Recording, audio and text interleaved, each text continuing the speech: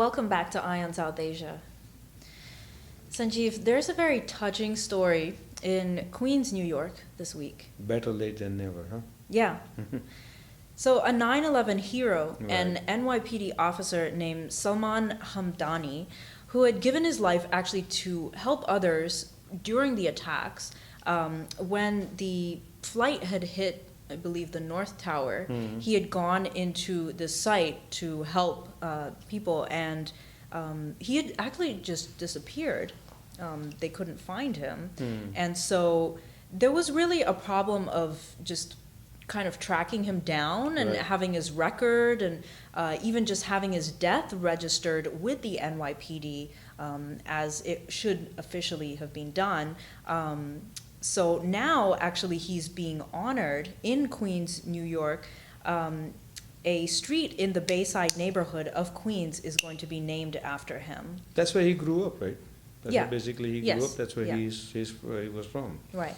Okay, he played football for the Bayside High School team and was an avid Star Wars fan. Yeah. Yeah. And, you know, throughout those years, his mother was actually fighting to have his name recognized, you know, by the place where he worked. He was part of the NYPD, Right. in the casualty list, and to rightfully have his name in history. And now it's a good thing that he is being recognized After 11 years. after 11 years. And you know, it was a puzzling story with this issue of kind of mismatched or missing identity. He was actually misinterpreted or suspected to be a terrorist during that whole attack, and it's all because he had gone missing. But yeah, it's But you think they have fully found all the proof and all these remains? regarding this Yeah, case. Yeah. Probably not. I mean, there's still, you know, several instances of people missing. Correct, People correct. have gone missing. But even in this case, the mother is still fighting to have him recognized on the NYPD official casualty list. Wow. And that's very unfortunate because, Yep. you know, he was a part of the police Correct, force, correct. and he gave his life. He didn't have any regard for his own life in that case. But it's kind of sort of very, unbelievable thing that nothing can be found about him. Yeah. No remains, no, proof of him, dying over there or anything. Right. Yeah, exactly. So that's what became of Ground Zero, really. But anyway, to honor him after 11 years and name a street after him, Bayside Street name after Salman Hamdani is quite an honor. Right. It's great to have that, and it's in Bayside in Queens, New Yeah. York. So in New York, there's also another news regarding hate crimes. Right. So there's actually a major effort that's being launched to stop anti-Indian hate crimes. There have been many incidents in the past couple of years, in the past year, where, you know, the Sikh community was targeted and other communities We in just New had York. recently, remember that lady pushed a Bengali man at subway station? Exactly. It was a hate crime. Yeah, that was I think also a hate crime is a really serious issue. We may not know the entire impact of hate crime because not everything is reported in the media. Only when catastrophe like that strikes, when she pushed a man in a subway station. Other than that, hate crime is a serious problem in New York City. Right. And one of the problems is this whole issue of tracking it, Yeah. and it has been reported on, but a lot of times this information isn't available in any sort of database. It's Right. just kind of lost, apart from it being reported in the media. But it looks like there was a lot of pressure from the Indian American community to really bring this to light, because unless there is tracking of hate crimes as a separate category, whether it's Hindu category or Sikh category, Muslim, there's not going to be any concrete policy changes to really take measures and stop those crimes.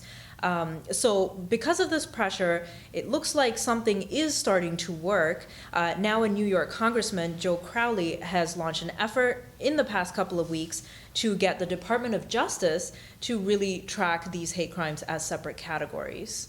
And, you know, as I mentioned, they're right now using a very outdated system with these crimes. And so far, only less than 50 people have signed up, for this bill. Right. So I think it really seems like a baby step, But we need more and more take. people to sign on the letter, so that way this actual, could become a law. Right. Yeah. The more pressure the Indian American community gives on a local level, it really should have an effect, and I believe they can, get Exactly. something done. Okay. So. Something done. The next one is a really eye-catching story. I think maybe, if I can say, perhaps a most eye-catching story of our today's episode, Eye on South Asia. Mm-hmm. This Pakistani gentleman, right, name is Saqib Khan, lives in Staten Island, and he is actually a doctor by profession. Okay. But he also, every doctor, many doctors, they invest money into the business, and he invested money into the business. He actually developed a business. According to Dun and Bradstreet information, he actually developed a business, Richmond Wholesale Supplies, Richmond Wholesale Products, which supplies, products like cigarettes and sodas and everything to delis and a gas station across the New York region. And he actually owns several delis in the Staten Island area. That's why he's called the Delhi King. Mm-hmm. Now, here's a twist, that he's caught in $82 million in banking scam. He was Wow. arrested on December 13th at his house, and his business suffered a heavy damage after the Hurricane Sandy. Yeah. That's what the report says. And then he cashed a few checks, and some $11 million checks that he cashed, which are actually sitting in his account, and they are frozen now. But altogether, it's $82 million in banking scam. Mm-hmm. I mean, this is absolutely mind-boggling, that how he managed to get $82 Pull this million, right? Yeah. Did he actually use Hurricane Sandy as kind of a way to get this done? That's what the report says, that post Hurricane Sandy, his business suffered losses, and then he also running some kind of a low tech fraud thing along with his business, and that's how he was able to cash that many checks worth millions of dollars. But how come bank never noticed, or how come no one even raised a flag on these $82 million transactions altogether?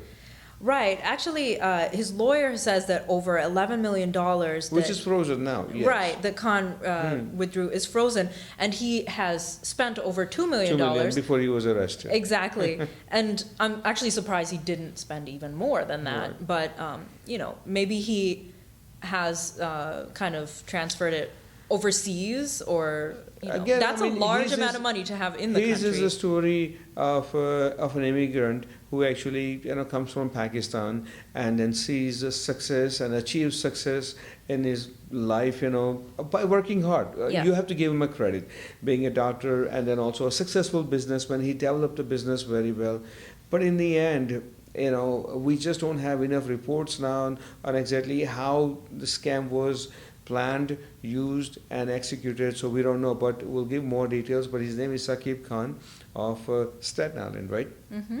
Okay. Yes. Yeah, we've been covering several stories of this sort of nature as of late, and it is very unfortunate.